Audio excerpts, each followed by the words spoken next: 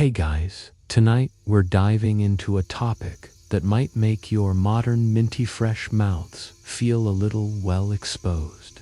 Imagine for a moment you're standing by a clear, bubbling stream, the crisp air of an ancient forest filling your lungs, sunlight filters through the canopy. You've just finished a meal of roasted venison and wild berries, delicious, no doubt, but now there's that familiar, slightly uncomfortable feeling. A little something stuck between your teeth. Your tongue seeks it out, trying to dislodge it, but to no avail. There's no gleaming plastic stick with nylon bristles waiting for you. No tube of fluoride-infused paste promising a brighter smile. You glance around, a gentle breeze rustling the leaves, and realize your dental destiny lies entirely with what nature provides. You probably won't survive this without a truly epic toothache, will you? You probably think about your toothbrush about as much as you think about the air you breathe. It's just there, a given. But step back a few hundred years, or even 1,000, and that little plastic marvel simply doesn't exist. For indigenous peoples across the vast and varied landscapes of North America, oral hygiene was a matter of ingenuity, observation, and a profound connection to the natural world. They didn't have dental floss or mouthwash, but they certainly weren't walking around with perpetually decaying grins. So, before you get comfortable, take a moment to like the video and subscribe, but only if you genuinely enjoy what I do here. And hey, let me know where you're listening from and what time it is for you. Now, dim the lights. Maybe turn on a fan for that soft background hum. And let's ease into tonight's journey together. You find yourself in a world where every single item you use, from your shelter to your sustenance, comes directly from the earth around you. Your understanding of health, therefore, is intrinsically linked to the plants, animals, and minerals that make up your environment. Oral health is no exception. While we often associate ancient times with rampant tooth decay and early tooth loss, the reality for many Native American groups was surprisingly different, particularly before widespread contact with European settlers and their less than ideal dietary introductions. You see, the foods consumed were generally coarse, requiring significant chewing, which naturally helped clean the teeth.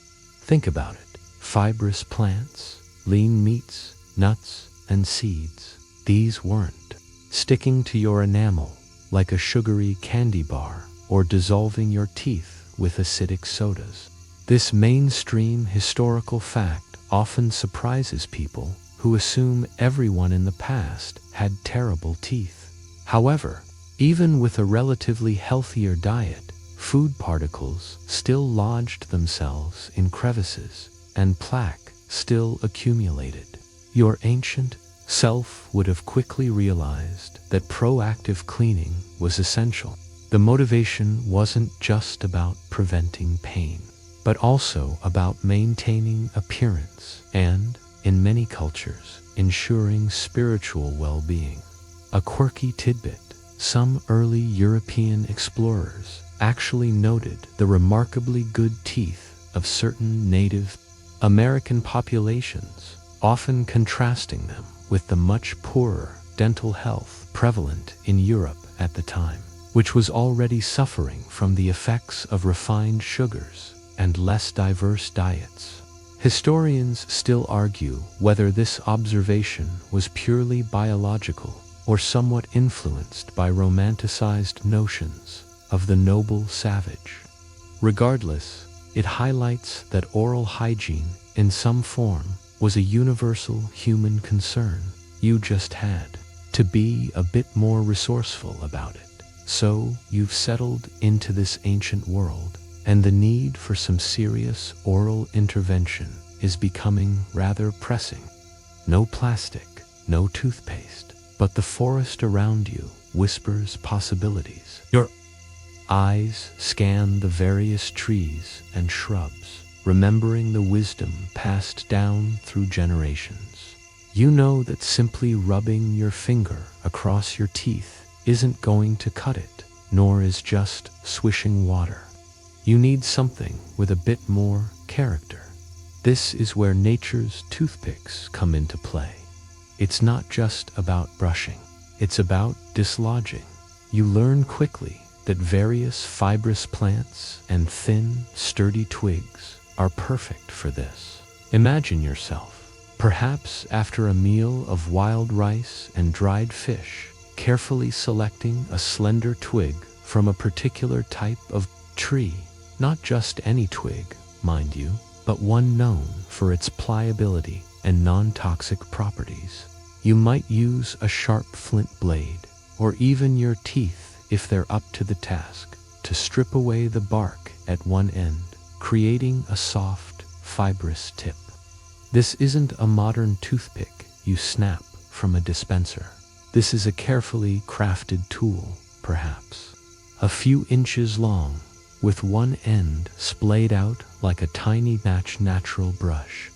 This practice, a mainstream historical fact, was incredibly common across many indigenous cultures worldwide, not just in North America. Different regions offered different botanical options. In some areas, you might find yourself reaching for a twig from a dogwood tree known for its strong yet flexible wood. In others, perhaps a piece of willow or even certain types of root fibers would be preferred. The key was finding something that wouldn't splinter too easily and could effectively reach into those tight spots between your teeth.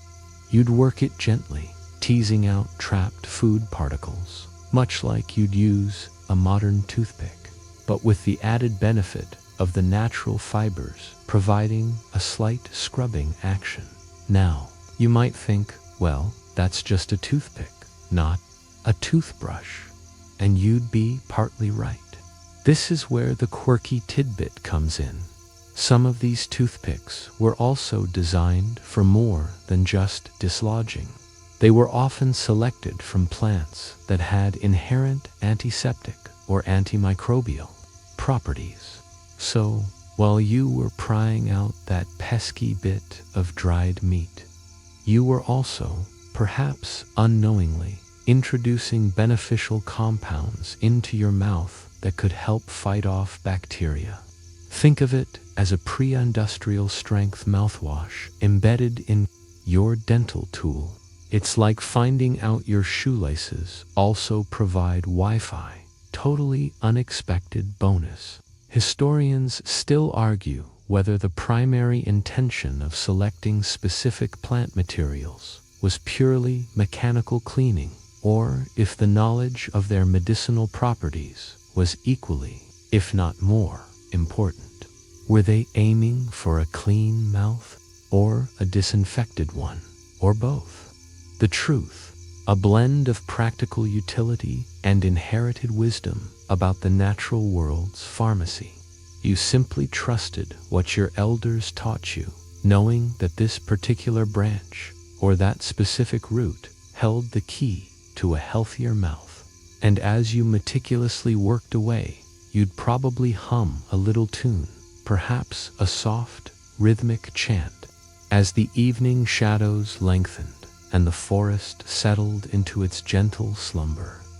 As you become more adept at selecting and preparing those natural toothpicks, your understanding of oral care deepens. You realize that simply poking at your teeth isn't enough. There's a broader concept at play, a more holistic approach to keeping your mouth clean and healthy. This is where the chew stick, arguably the original toothbrush, truly shines. You're not just dislodging, you're actively scrubbing, polishing, and even medicating. Imagine reaching for a particular branch, not too thick, not too thin, perhaps the diameter of your pinky finger. This isn't just any branch. It's from a specific tree known for its dental benefits. You might choose sassafras, willow, oak, or even the root of a mullein plant. The choice isn't arbitrary. It's based on generations of accumulated wisdom. You'd snap off a piece, perhaps 6 to 8 inches long. Then, with careful precision, you'd chew on one end of the stick. Not just a gentle nibble, but a sustained, deliberate chewing. As you chew, the fibers at the end of the stick separate and fray, forming a natural, soft, brush-like head.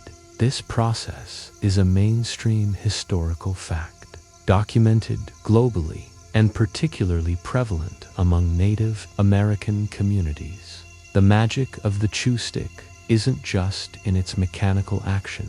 Many of these plants contained natural compounds that were beneficial for oral health. For instance, willow bark contains salicylic acid, a precursor to aspirin, which would have offered pain relief and anti-inflammatory properties for sore gums. Sassafras is known for its aromatic and antiseptic qualities, leaving your mouth feeling surprisingly fresh. It's like getting a 2-1 deal, a toothbrush and a breath mint, all from the forest floor.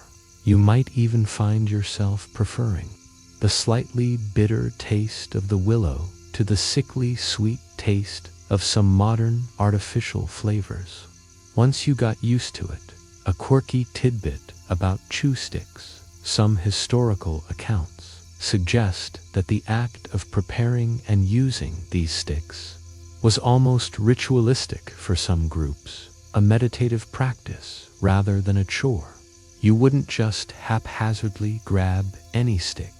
You'd select it with intention, perhaps even offering a small prayer of thanks to the plant spirit. This deep respect for nature wasn't just about survival. It was woven into the fabric of daily life, including personal hygiene. It makes your quick, half-asleep morning brush seem almost disrespectful, doesn't it? Historians still argue whether the primary development of chew sticks was driven by the empirical observation of their cleaning efficacy, or if the initial discovery was rooted in the incidental chewing of plant material for medicinal purposes, with the cleaning benefit being a happy accident. Perhaps it was a bit of both. You chew on a pain-relieving root, notice your teeth feel cleaner, and voila, a dental tool is born. Regardless of its origin, the chew stick became a fundamental tool in the Native American oral hygiene arsenal, a testament to their deep knowledge of botany and their ability to adapt and thrive using the resources at hand. You could even imagine sharing a laugh with a friend, comparing the quality of your chew stick's bristles after a particularly fibrous meal with your trusty chew stick in hand. You've mastered the art of the mechanical clean, but you quickly learn that a truly gleaming smile and a truly healthy mouth requires more than just scrubbing. It needs something to help scour away stains, to brighten, and to provide that extra layer of cleanliness. This is where and pastes enter the scene, the ancient world's answer to modern toothpaste. You realize that the natural world provides not just the brush, but also the polishing agent. Imagine collecting fine, soft ash from a hardwood fire, or perhaps gathering a particular type of clay known for its gentle, abrasive qualities. This isn't just about making your teeth look good. It's about removing the sticky film, the biofilm, that builds up throughout the day. This practice of using natural abrasives is a mainstream historical fact found in various forms across many ancient cultures. You might mix this ash or clay with a bit of water, or even a plant-based oil, to form a simple paste. Now, you wouldn't just slap this concoction onto your teeth with your fingers. That would be messy and probably not very effective. Instead, you'd apply it to the frayed end of your chew stick, turning it into a miniature, natural buffing wheel. You'd then gently rub this paste across the surfaces of your teeth, much like you'd polish a treasured stone. The fine particles would work to lift away superficial stains and plaque, leaving your teeth feeling remarkably smooth. Think of it as a DIY tooth polishing session, powered by nature. A quirky tidbit: some accounts suggest that finely ground charcoal from specific woods was also used as a dental abrasive. While it might seem counterintuitive to rub something black on your teeth to make them whiter, charcoal is incredibly porous and effective at absorbing impurities and stains. It's the original activated charcoal fad, just without the fancy packaging and social media influencers. You can almost hear your ancient ancestor chuckling, "Pa, those future humans pay good money for what we just pick up after the fire." Historians still argue whether the primary knowledge for these dental abrasives came from direct observation of their cleaning properties, or from their use in other contexts, like preparing hides or pottery, which then serendipitously led to their application in oral hygiene. Was it an accident, a brilliant insight, or just common sense? Regardless of the origin, the combination of a chew stick and a natural abrasive paste formed a surprisingly effective dental care system, far more advanced than simply chewing on a piece of bark. You'd feel a tangible difference: the smooth surface of your enamel, a testament to your diligent efforts. You've mastered the chew stick and the abrasive paste, feeling pretty chuffed with your newfound oral hygiene prowess.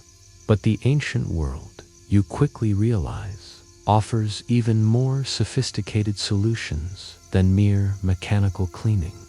This is where herbal remedies come into play, extending the concept of oral care far beyond just scrubbing away visible gunk. You're now entering the realm of preventative medicine, pain relief, and gum health, all sourced from the botanical pharmacy surrounding you. Imagine now, not just cleaning your teeth, but actively nurturing your entire mouth. You would learn from the elders about specific plants whose leaves, roots, or bark possessed remarkable medicinal properties. This isn't just folk wisdom. It's a mainstream historical fact that many indigenous cultures held vast, encyclopedic knowledge of local flora and its therapeutic uses, and a significant portion of this knowledge was dedicated to oral health. For instance, the witch hazel plant, known today in pharmacies for its astringent properties, was utilized by some Native American groups for its ability to reduce gum inflammation and stop bleeding. You might chew on its bark or brew a strong decoction to rinse your mouth. Another powerful ally was the echinacea plant. While modern society often associates it with boosting the immune system, various Native American tribes, including the Lakota and Cheyenne, used its roots to treat toothaches and gum disease due to its natural antiseptic and analgesic qualities. You'd probably experience a tingling or numbing sensation as you chewed on a piece of echinacea root, a welcome relief from the throbbing pain of an angry tooth. It's like having a natural dental anesthetic right there in the forest, without the scary needles or the lingering metallic taste. Here's a quirky tidbit. Some tribes were also known to use sumac berries, not just for their tart flavor in drinks, but also for their astringent properties in oral care. A rinse made from sumac could help tighten gums and reduce swelling. It's truly fascinating how every part of the plant, from its roots to its berries, had a potential application, and nothing was wasted. You'd probably find yourself thinking that modern dental science is just catching up to what these folks knew centuries ago. Historians still argue whether the initial discovery of these herbal dental remedies was purely accidental through trial and error, or if it was based on an intuitive understanding of the plant's broader effects on the body. Did someone chew on witch hazel for an unrelated ailment and notice their gums felt better? Or was the knowledge passed down through careful observation and experimentation over generations? The truth is likely a blend of both, a continuous process of learning and adapting within their environment. You'd simply accept it as truth, passed down from your grandparents, that this specific leaf or that particular root would soothe your aching gums and keep your mouth healthy as you delve deeper into the indigenous approach to oral hygiene. You quickly grasp a fundamental truth. There was no one-size-fits-all solution. Just as the landscapes of North America varied wildly, from arid deserts to lush forests, so too did the available resources and consequently the methods for dental care. This brings us to regional variations, different ecosystems, different tools. You understand that what worked in the dense woodlands of the Northeast wouldn't necessarily apply to the vast plains or the rugged Pacific Northwest.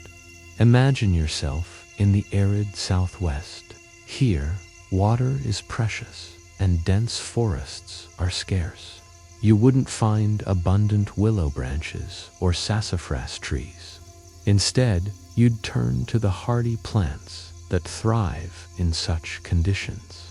For example, the creosote bush, a ubiquitous plant in desert environments, was a popular choice. Its leaves and twigs contain powerful antiseptic compounds. You might chew on a creosote twig or steep its leaves to create a mouth rinse. This adaptation to local flora is a mainstream historical fact, demonstrating the incredible resourcefulness of indigenous peoples. Their knowledge of their immediate environment was encyclopedic, a living database of natural remedies. Now, shift your imaginary location to the Pacific Northwest, where towering cedars and abundant salmon define the landscape. Here, you'd find different solutions. Perhaps you'd utilize the fibers from certain roots or barks unique to that region. The salal berry bush, for instance, found along the coast, has leaves that were sometimes chewed for their healthful properties, possibly offering some oral benefits. Or consider the plains, where Echinacea purple coneflower grew prolifically. Its roots were highly valued for treating toothaches and gum infections, as you learned earlier. The specific plant chosen wasn't arbitrary. It was the best, most effective option available in that particular ecosystem. A quirky tidbit: some coastal tribes, due to their diet rich in fish and shellfish, might have encountered different dental challenges than inland groups. While the exact tools aren't always clear, some researchers speculate that the fine bones from fish might have occasionally been used as very delicate, disposable toothpicks. It's a testament to their ingenuity. If it was available and worked, they'd figure out a way to use it. You can almost picture someone meticulously selecting a tiny, sturdy fishbone after a meal, before it ended up in the discard pile. Historians still argue whether the consistent efficacy of certain regional plant remedies was due to their direct pharmacological properties, or if part of their success was psychological, stemming from cultural belief and the ritual surrounding their use. Was the creosote bush truly superior to willow for a desert dweller, or was it simply the most trusted local option?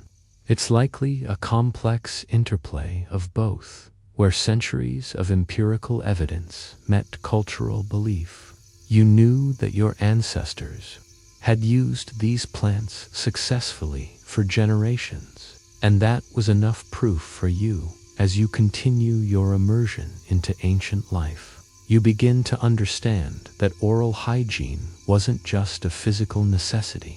It was deeply interwoven with the broader fabric of society. This brings us to the cultural significance of oral health, a concept far richer and more profound than our modern, often clinical, view. For many Native American communities, a healthy mouth wasn't just about avoiding pain. It was a reflection of overall well-being, spiritual harmony, and even social status. Imagine the daily interactions within your community.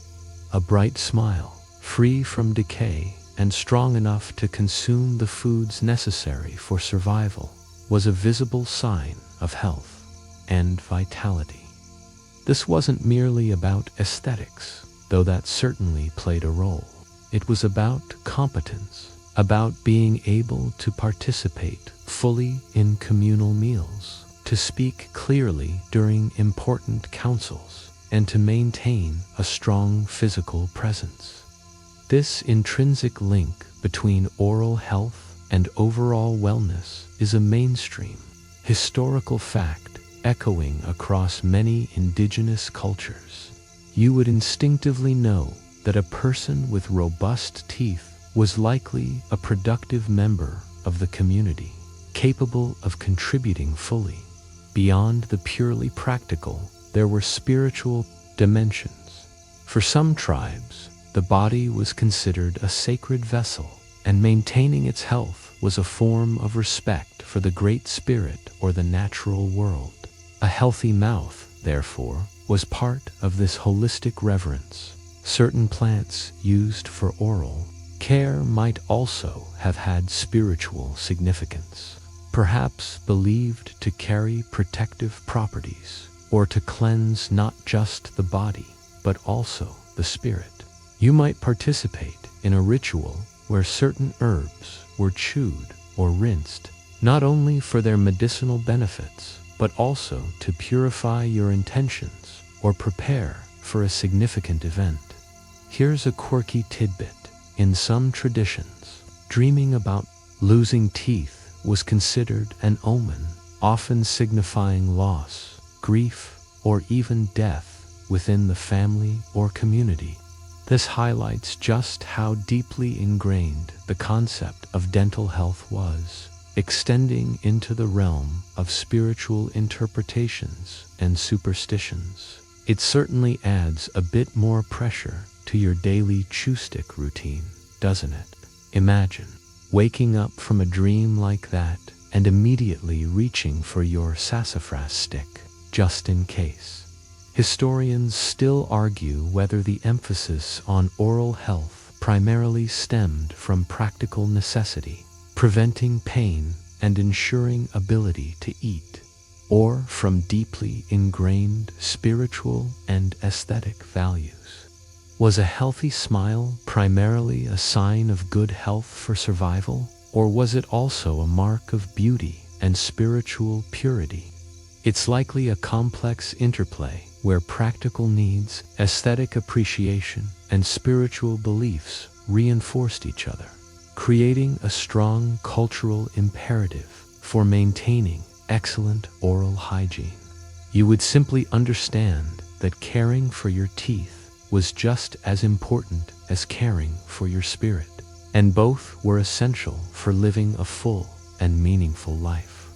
As you reflect on the cultural importance of a healthy mouth, you naturally start to consider a critical factor that influenced oral health more than anything else: dietary influence. What you ate day in and day out played a monumental role in the state of your teeth and gums, and it shaped the very necessity and methods of oral hygiene. You realize that your ancient diet was vastly different from the highly processed foods you're accustomed to. And this distinction is key to understanding Native American dental health. Imagine your daily meals in this ancient setting. Your plate, or, more likely, your woven basket, or directly from your hand, would be filled with lean meats from the hunt, venison, bison, or fish. These provided essential proteins and fats without the sticky residues of carbohydrates. You'd consume a wide variety of wild plants, berries, nuts, roots, and seeds, all in their natural, unprocessed state. Think about chewing a handful of wild cranberries, tart, fibrous, and requiring significant mastication. This kind of diet, rich in natural fibers and low in refined sugars, is a mainstream historical fact that profoundly impacted the dental health of indigenous populations. The very act of chewing these tough, fibrous foods would naturally clean the tooth surfaces, scraping away plaque before it could harden. It's like nature's own self-cleaning mechanism for your teeth. Contrast this with the modern diet. You probably wouldn't think twice about grabbing a soda or a candy bar, both brimming with simple sugars that fuel oral bacteria, leading to acid attacks and decay. Your ancient self would have virtually no exposure to such concentrated sugars. Honey and maple syrup, if available, were seasonal treats, not daily staples. This lack of constant sugar exposure meant the bacterial environment in your mouth was far less destructive. You weren't constantly feeding the little sugar gremlins that cause cavities. Here's a quirky tidbit. Archaeological evidence from pre-contact Native American remains often reveals surprisingly low rates of dental caries cavities compared to post-contact populations or contemporary European populations. Some researchers even note instances of perfect, unworn teeth in individuals who lived long lives. It's almost as if nature had designed the perfect diet for dental health, and humans, in their infinite wisdom, decided to mess with it. You might find yourself a little envious, wishing your daily coffee wasn't quite so enamel-eroding. Historians still argue whether the primary factor in superior pre-contact dental health was solely the absence of refined sugars and processed foods, or if other elements, such as consistent exposure to beneficial minerals in natural water sources and the active use of chew sticks and herbal remedies, played an equally significant role. Was it simply about what they didn't eat, or also about what they did eat and did use for cleaning? It was undoubtedly a synergistic effect, where a naturally healthy diet combined with effective natural cleaning methods created a resilient oral environment. You'd simply accept that strong teeth were a given, a natural outcome of living in harmony with the land. As you ponder the profound impact of diet on oral health, you might wonder how we, in the present day, actually know all this.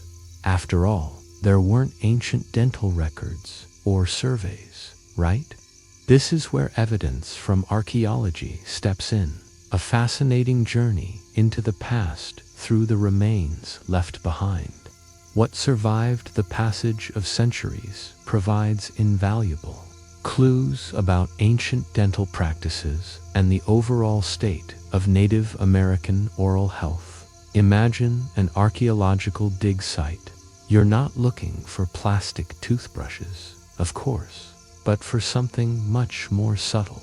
One of the most compelling pieces of evidence comes directly from human skeletal remains.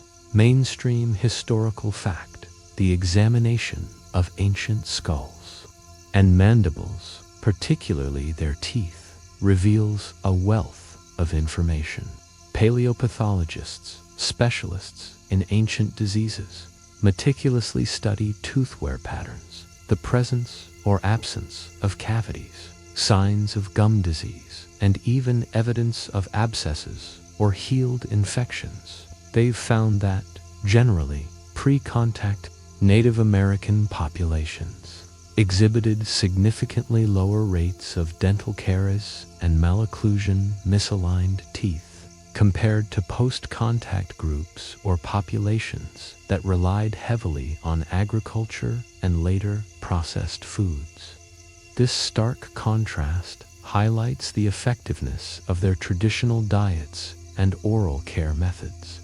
Beyond the teeth themselves, archaeologists sometimes uncover indirect evidence of cleaning tools. While a fragile chew stick might rarely survive millennia, the botanical knowledge of what plants were used, combined with the presence of certain plant remains in archaeological contexts, can offer tantalizing hints. For instance, if large quantities of a particular plant known for its medicinal and oral hygiene properties are found near habitation sites, it suggests deliberate collection and use. You might not find a perfectly preserved chew stick, but you could find fragments of the wood or evidence of its processing, indicating its purposeful use. It's like trying to figure out what someone ate for dinner by only finding a few crumbs. You need to be a detective. Here's a quirky tidbit. In some rare cases, archaeologists have found signs of specific dental interventions.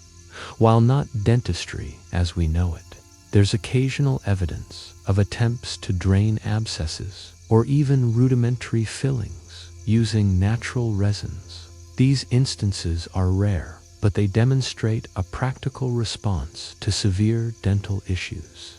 Imagine the courage it would take to try to drain a painful abscess with only the most basic tools, relying purely on ancestral knowledge and a steady hand.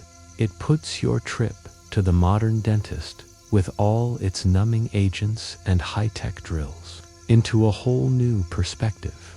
Historians still argue whether the apparent lack of extensive dental intervention in pre-contact skeletal remains indicates superior overall oral health that made such interventions unnecessary, or if it simply reflects a cultural approach that prioritized prevention and natural remedies over invasive procedures. Was it truly a healthier mouth or a different philosophy of care?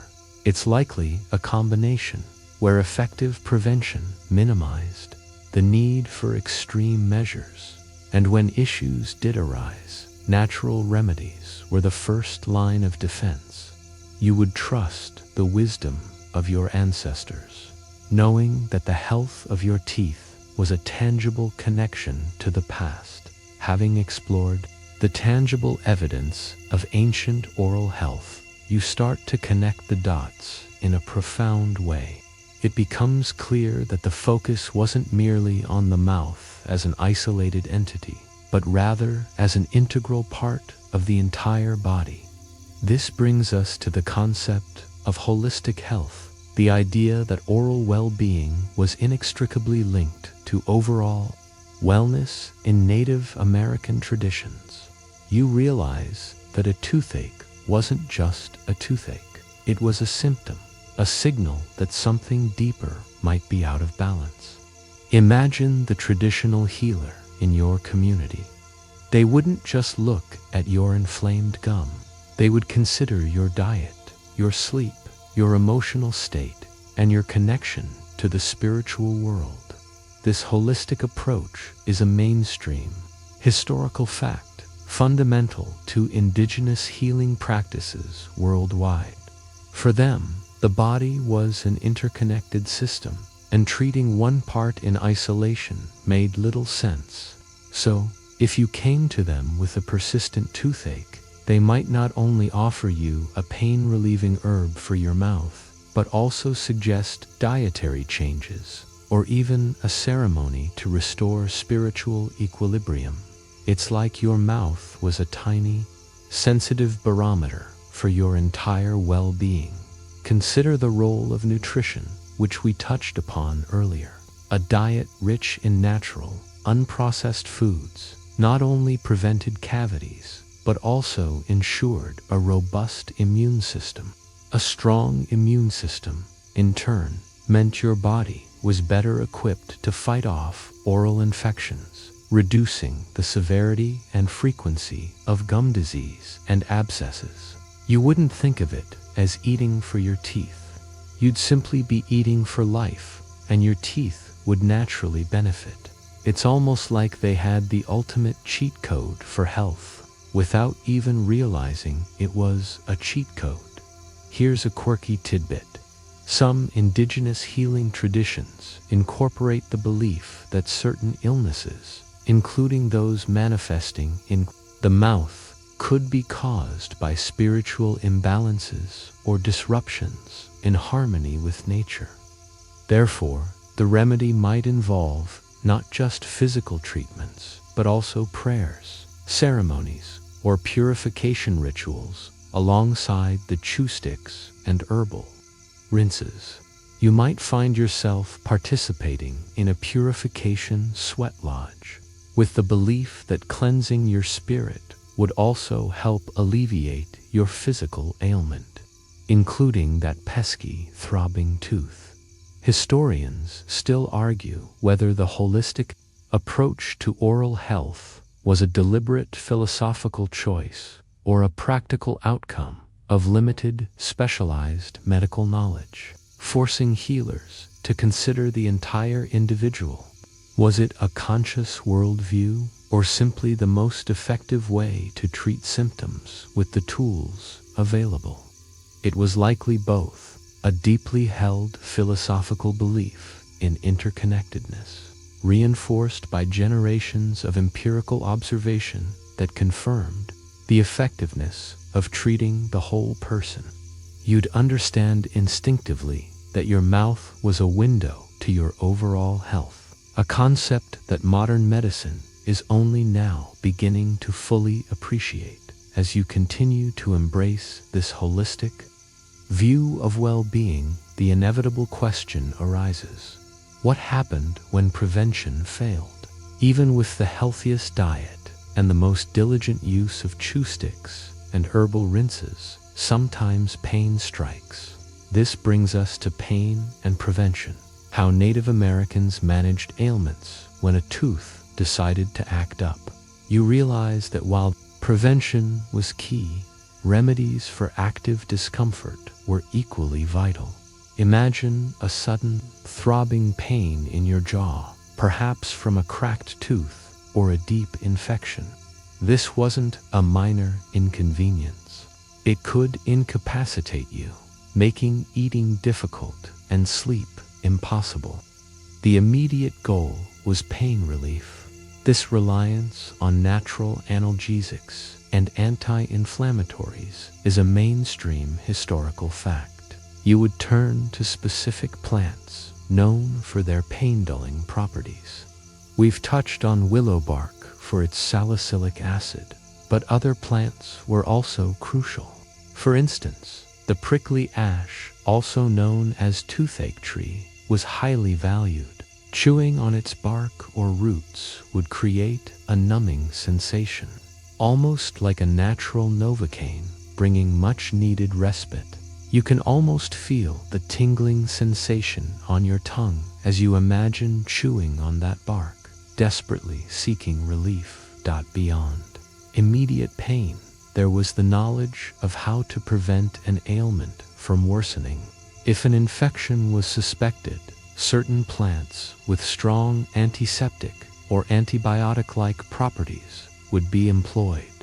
Yarrow, for example, was used not only for wounds, but also internally, potentially helping to fight off systemic infections that might originate in the mouth. The understanding was that stopping the spread of infection was critical, as an untreated oral infection could quickly become life-threatening without modern antibiotics. You might use a strong decoction of an herb as a poultice applied externally to a swollen jaw, hoping to draw out the infection.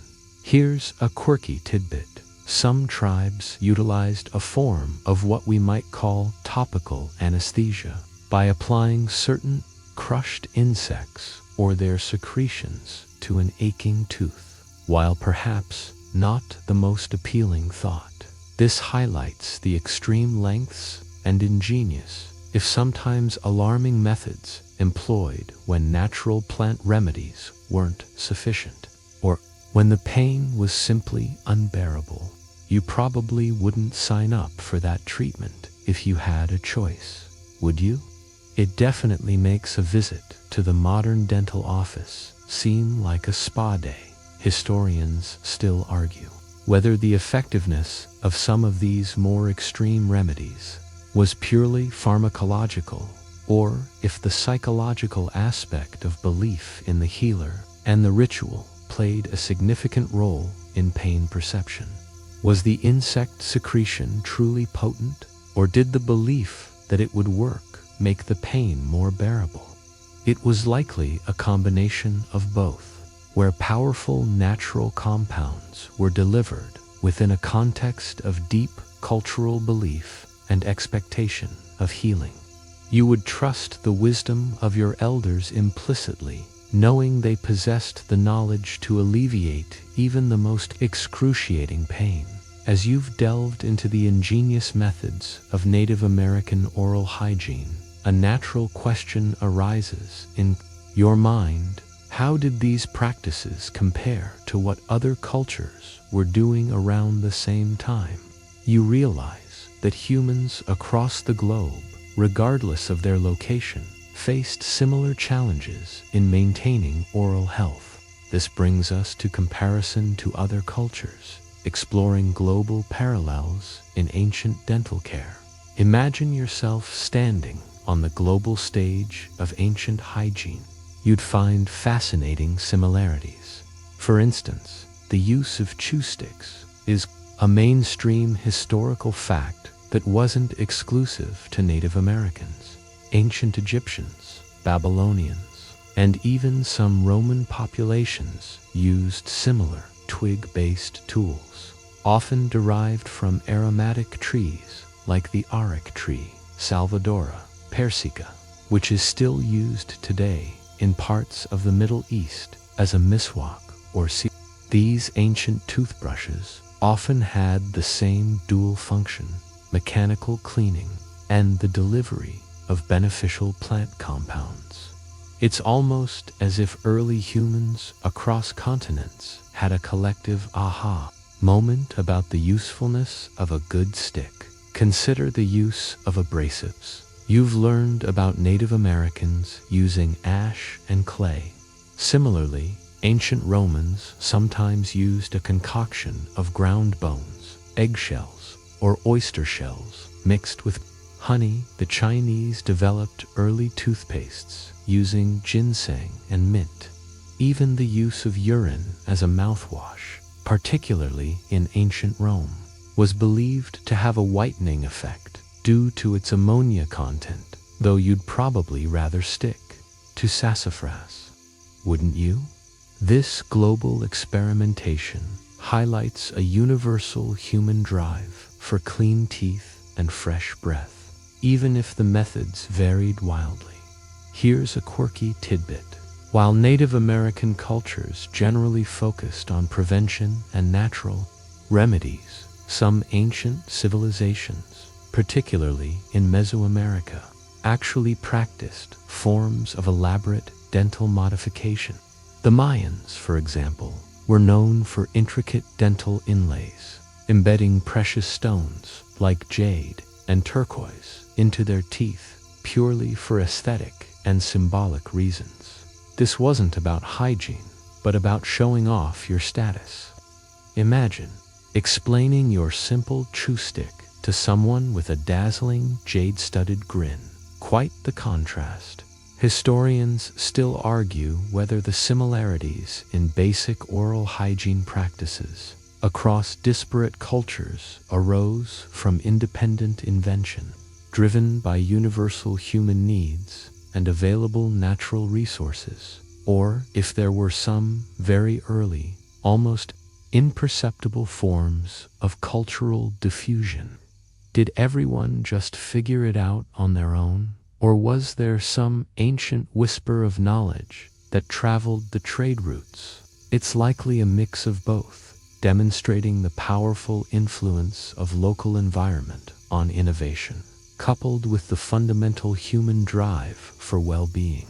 You'd recognize a kindred spirit in any culture that valued a healthy smile, no matter how they achieved it.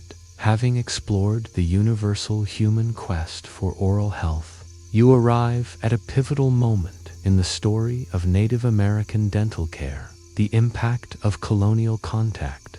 This period marks a significant shift, introducing new elements that would profoundly alter traditional diets and, consequently, dental health. You realize that the arrival of Europeans brought not just new technologies and ideas, but also new challenges to an established way of life. Imagine the first trading posts emerging, bringing goods previously unknown. Among these were items that, while seemingly innocuous, would prove detrimental to oral health: refined sugar, flour, and alcohol.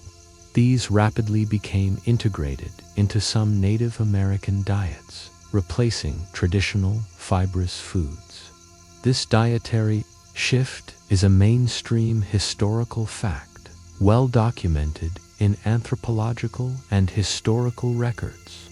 You'd find yourself consuming less lean meat and wild plants, and more easily accessible, calorie-dense, but nutritionally inferior provisions. This change provided a fertile breeding ground for oral bacteria, leading to a dramatic increase in dental caries and gum disease among Native American populations post-contact. It was like suddenly inviting a party of sugar-crazed hooligans into your mouth after centuries of peaceful tranquility. The introduction of new farming techniques and the forced relocation of tribes also played a role, disrupting traditional food gathering and hunting practices.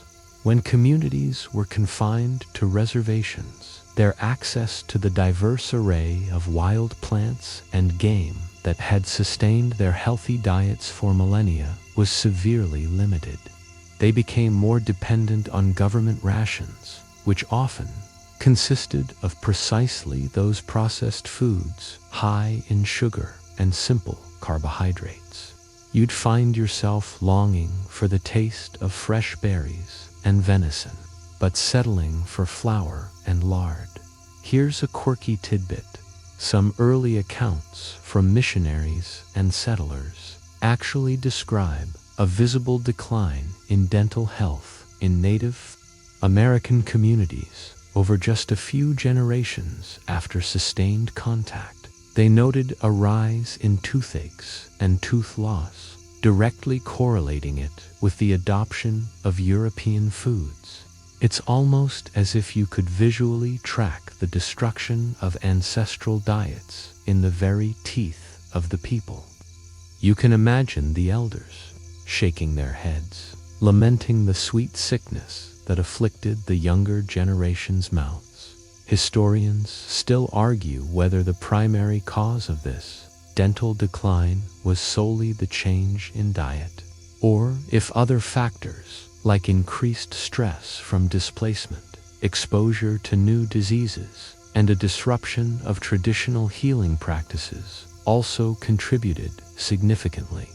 Was it just the sugar, or a cascade of interconnected adversities. It was, undoubtedly, a complex confluence of factors, but the dramatic shift in dietary patterns stands out as a major catalyst. You'd witnessed firsthand the unfortunate trade-off, convenience for health, a bargain that often left a bitter taste, both literally and figuratively. Having witnessed the profound and often tragic shift in oral health due to colonial impact, you now look to the enduring wisdom that managed to survive. This brings us to enduring knowledge, the modern relevance of traditional Native American oral care practices. You realize that while much was lost, valuable insights and methods persist, offering lessons even for our technologically advanced world.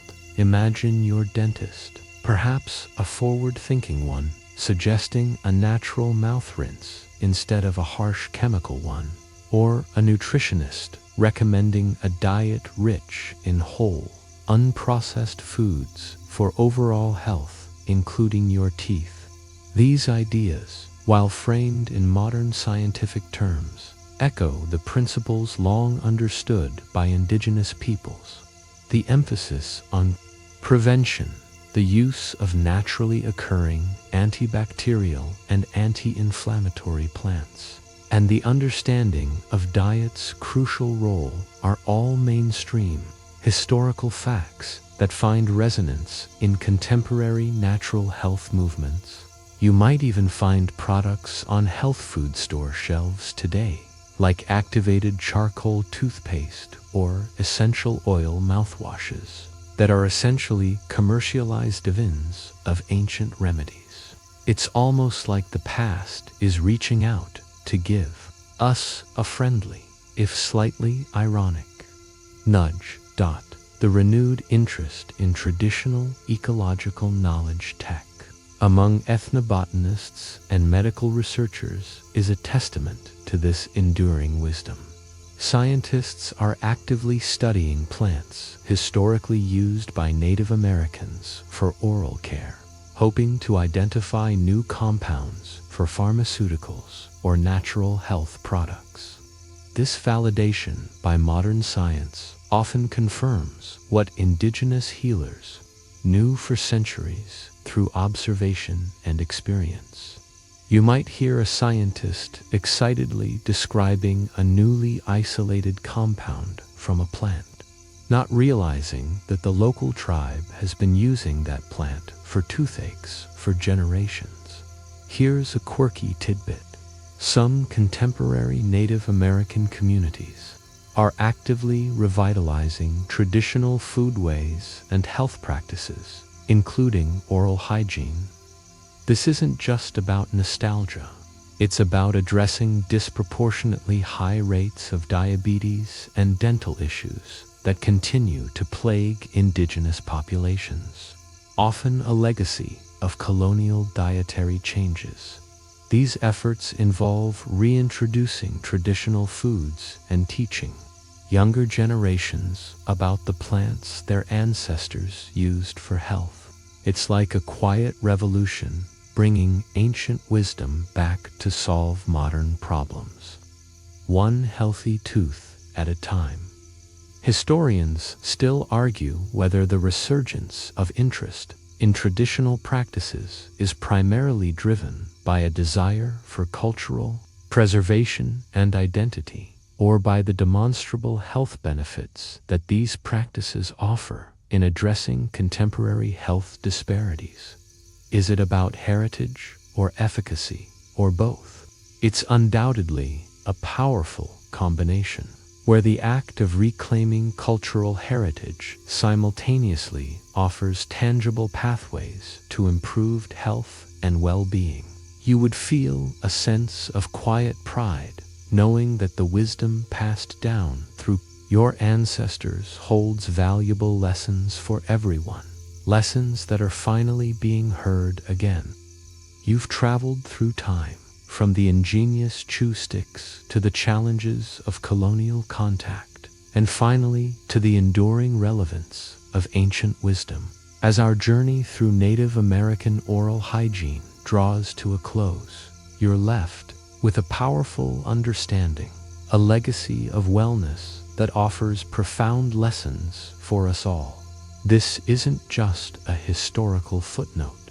It's a living testament to human ingenuity and our deep connection with the natural world. The primary lesson you carry away is the profound power of prevention. Native American oral care was largely about stopping problems before they started through diet and consistent natural cleaning. This stands in stark contrast to our modern, often reactive approach to dental health, where we treat cavities and gum disease after they've taken hold. This emphasis on proactive care is a mainstream historical fact, woven into the very fabric of indigenous life. You've seen how a diet of unprocessed foods naturally cleaned teeth, and how readily available plant materials served as effective tools. It makes you reconsider that sugary snack you were about to grab, doesn't it? The ingenuity of adapting to local environments is another striking takeaway. Whether it was the creosote bush in the desert or the willow in the woodlands, indigenous peoples maximized the resources available to them, creating effective dental tools and remedies from nature's pharmacy. This resourcefulness, coupled with an encyclopedic knowledge of botany, allowed them to thrive and maintain health in diverse ecosystems. It's a reminder that sometimes the simplest solutions are the most effective, and often they're right there in your backyard, if only you knew where to look. Here's a quirky tidbit. The very concept of fresh breath was likely a secondary benefit for many ancient practices, not the primary goal. The focus was on functionality, on maintaining strong teeth for eating and clear speech, and on preventing pain and infection. While we might prioritize minty freshness, they prioritized survival and comfort. It's a shift in perspective that makes you wonder if our modern obsession with sparkling white teeth sometimes overshadows the fundamental purpose of oral health. You might find yourself breathing a little deeper, appreciating the simple clarity of the forest air, rather than the manufactured scent of peppermint. Historians still argue whether the perceived simplicity of Native American oral hygiene methods belies a sophistication born of deep ecological knowledge and a holistic understanding of health, or if they were simply the best available options in a pre-industrial world. Was it primitive or elegantly effective? It was undoubtedly an elegantly effective system, rooted in generations of empirical observation and a profound respect for the natural world. As the imagery of ancient forests and bubbling streams begins to fade, you feel a gentle calm settling over you. The whispers of the past tell a story not of primitive struggles, but of remarkable adaptability and deep wisdom, the knowledge of which twig to chew, which herb to steep, and how to live in harmony with the land isn't lost. It's a legacy that reminds us of the power of nature, the resilience of the human spirit, and the simple, profound truth that true wellness often begins with what the earth provides. The sounds of the forest grow softer now, the crackling fire, a distant memory. You feel the gentle hum of the world around you, a quiet rhythm settling into your own being. Let your thoughts drift like leaves on a slow-moving stream, carrying away